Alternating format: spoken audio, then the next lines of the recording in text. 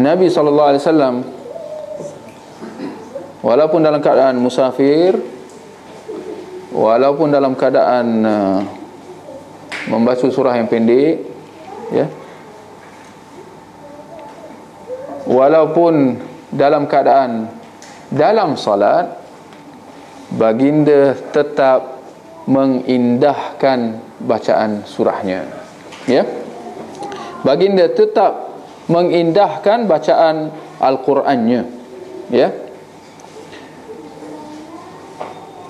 Ini kerana kalau kita lihat, memang secara prinsipnya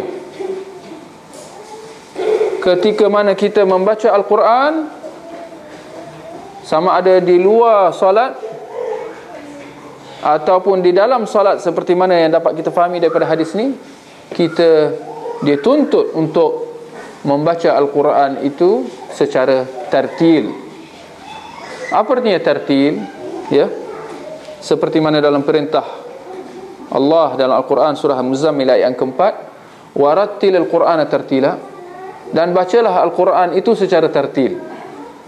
Kita kena tahulah apa artinya tartil, ya.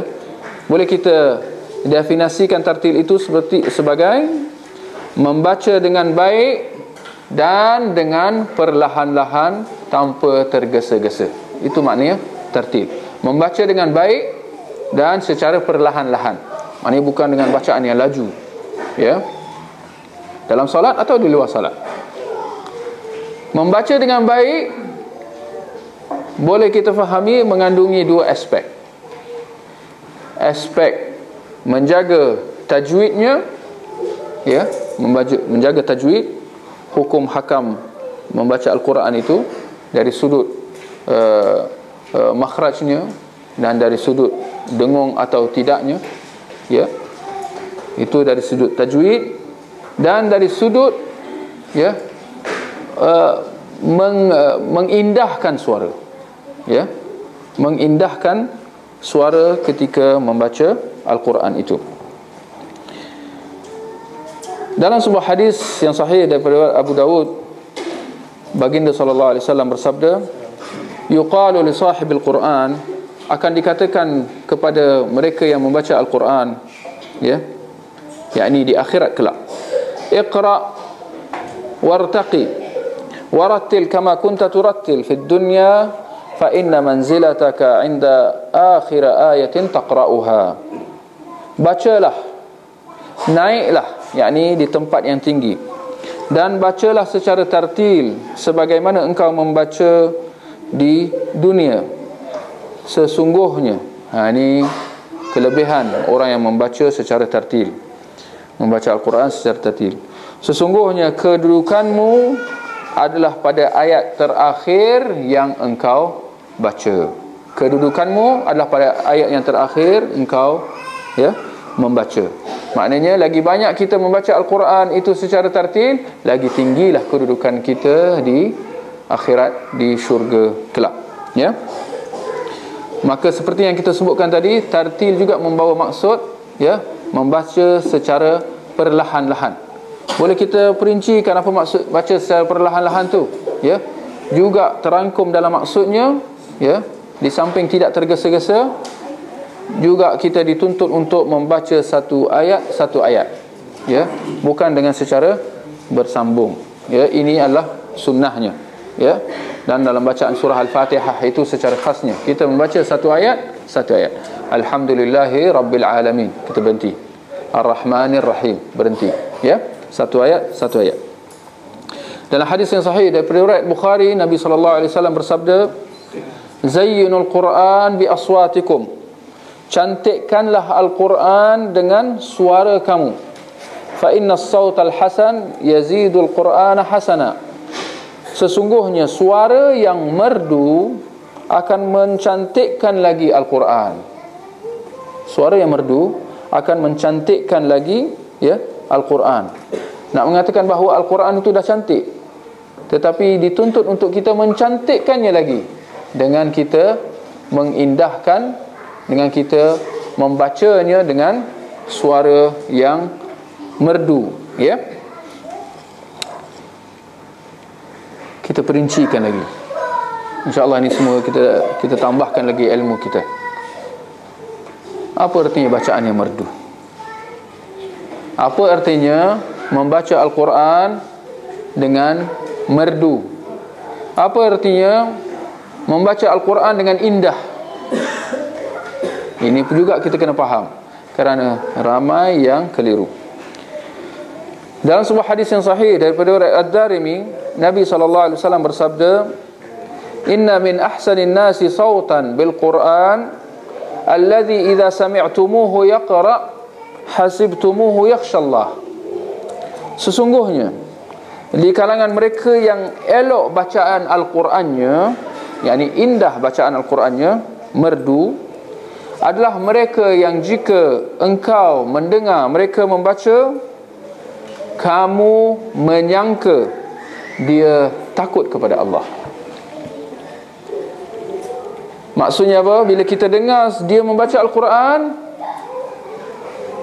kita mendapat gambaran bahawa dia membaca dalam keadaan takut kepada Allah, yang mana dengan bacaan dia itu membuatkan kita juga takut kepada Allah, membuatkan kita khusyuk, ya, dan takut kepada Allah dengan mendengar, ya, bacaan surahnya.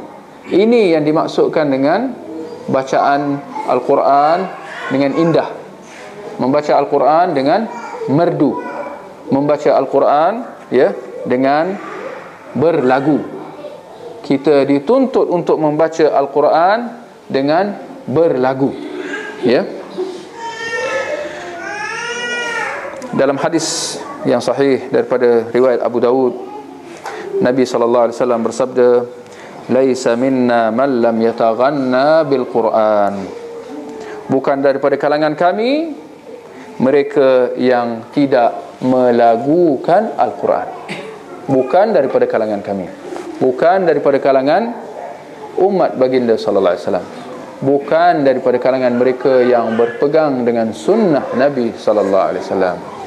Subhanallah. Hadis ni mungkin sekali kita baca, sekali kita dengar, ya, kita membacanya secara terhormat.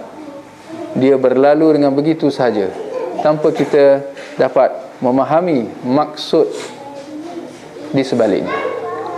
Bukan daripada kalangan kami, Nabi kata. Tak heranlah, tidak heranlah kalau kita lihat pada hari ini, di kalangan mereka yang membaca Al-Quran, siapa yang boleh kita kata fail, gagal dalam membaca Al-Quran itu secara berlagu? Boleh kita kata rata-ratanya adalah golongan Syiah. Golongan Syiah hari ini, kalau disuruh mereka membaca Al-Quran, kita akan dapati bahawa mereka membacanya secara yataka'ka'. Apa artinya kata ka'ka'? Terhangguk-hangguk. Nak mengatakan dia tak boleh nak baca dengan merdu, jauh sekali. Dia membacanya pun seolah-olah dia tak biasa membacanya. Alhamdulillahi Rabbil Alamin Ar-Rahmanir Rahim. Ini apa ni? Ini tok lebay dia baca. Serban berputar-putar, janggut lebat, jubah isbal. Tapi bila baca Al-Quran, gagal. Kenapa begitu? Tak heranlah, sebab kalau kita tengok mereka ni, mereka di sisi mereka Al-Quran tak lengkap. Al-Quran yang ada di tangan kita ni 1/3 je daripada yang sebenarnya menurut mereka.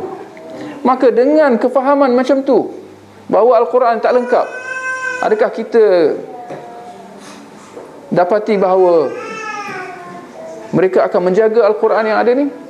Tidaklah. Sebab bagi mereka ni tak lengkap. Daripada kepercayaan macam tu, akan lahirlah sifat tidak ambil peduli.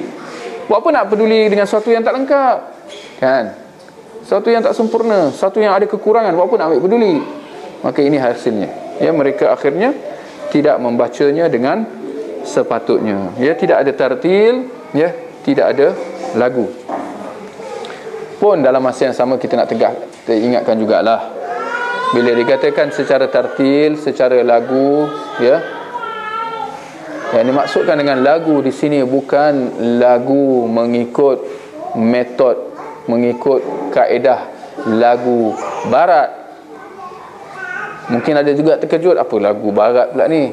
Ya, ini realitinya mereka yang membaca secara tarannum. Tarannum, ya, sebenarnya hakikatnya dia mengikut lagu, dia tak tahu apa nama dia panggil ni. Dalam ilmu lagu, panggil apa lagu muzik. Do, re, mi, fa, sol, la, te. Ni apa ni?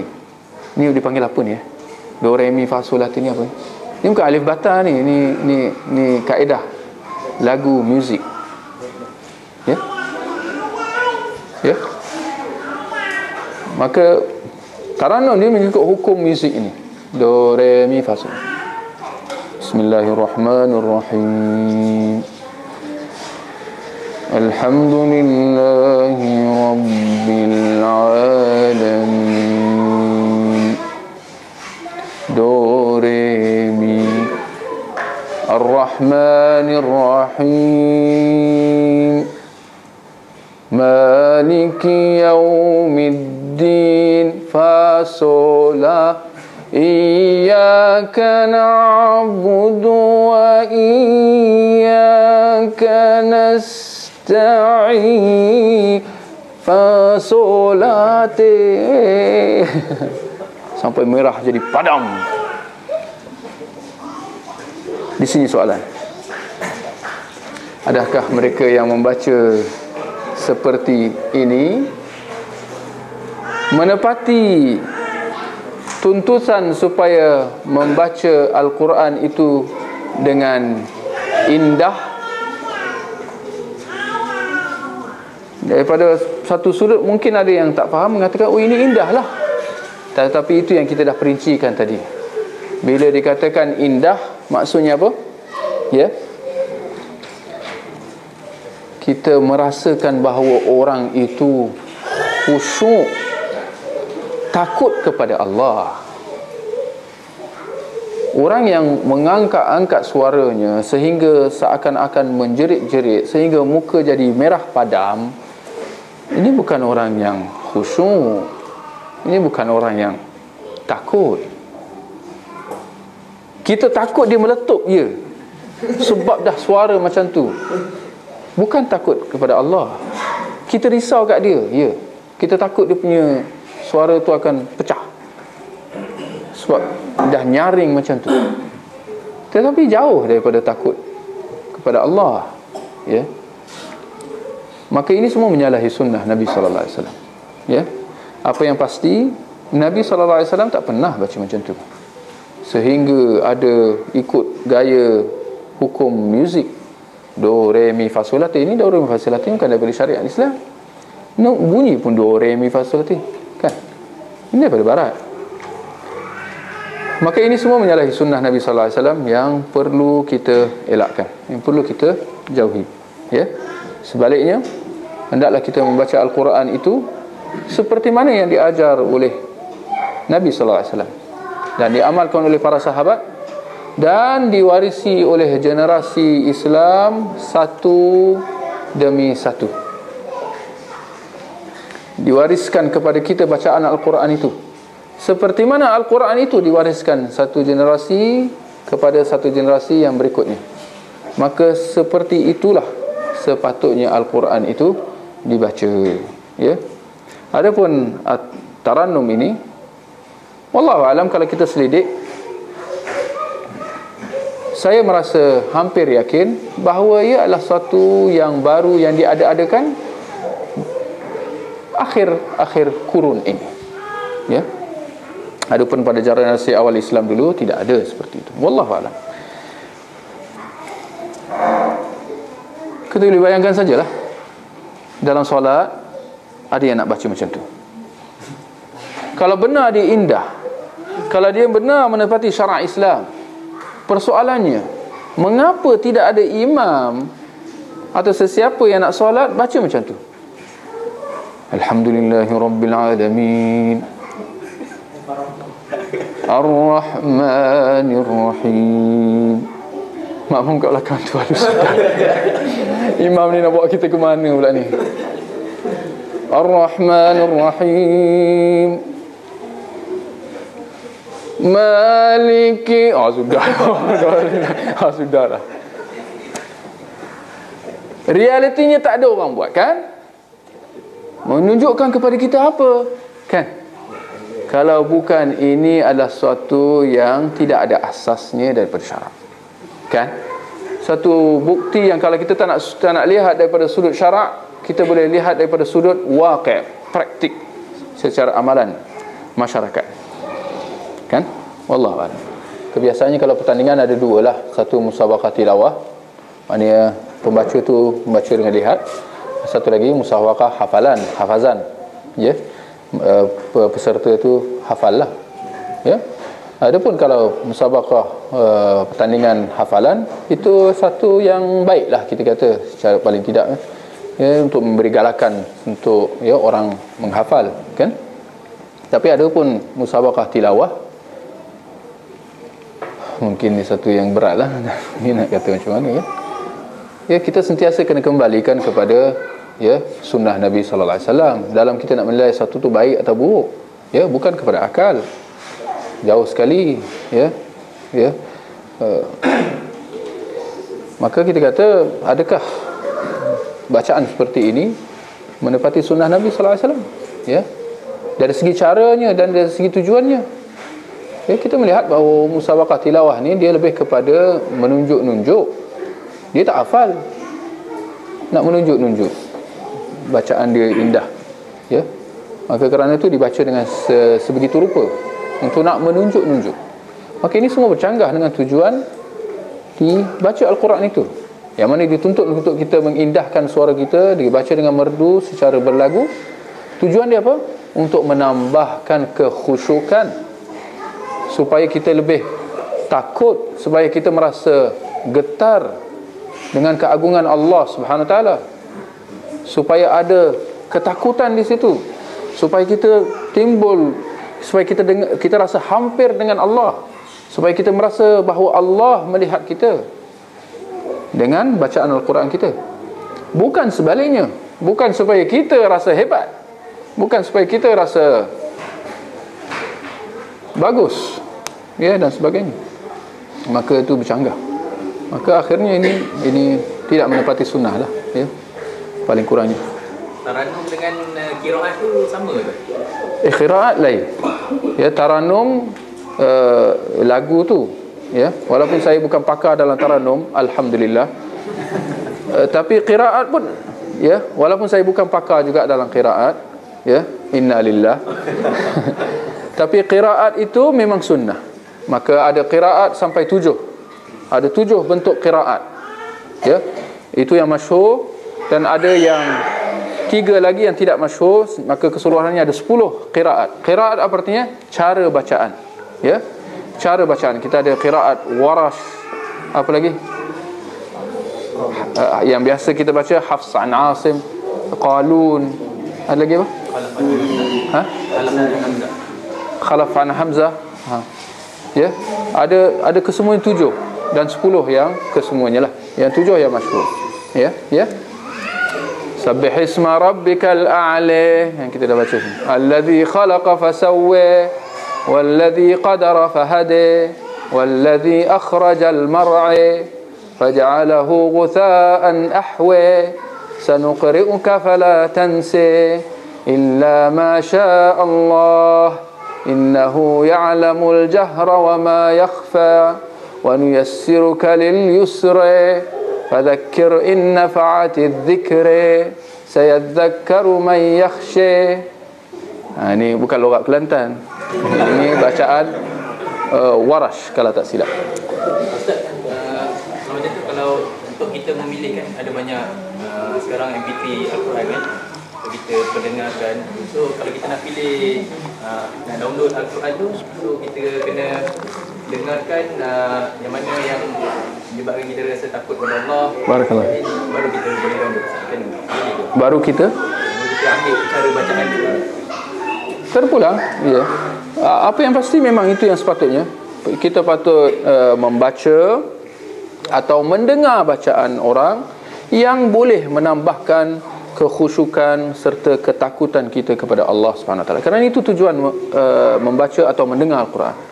Al-Quran bukan diturunkan untuk kita membaca begitu saja dengan cara terhormat. Sama sekali Al-Quran bukan untuk kita membacanya dengan laju. Ada saya ada orang tunjuk YouTube, imam membaca Al-Fatihah express. Kalau siapa yang tak pernah dengar, moga-moga jangan dengar, jangan berdepan dengan imam macam tu. Alhamdulillahirabbil alamin arrahmanir rahim maliki yaumiddin iyyaka na'budu wa iyyaka nasta'in ihdinas siratal mustaqim siratal ladzina an'amta 'alaihim ghairil maghdubi 'alaihim waladdallin.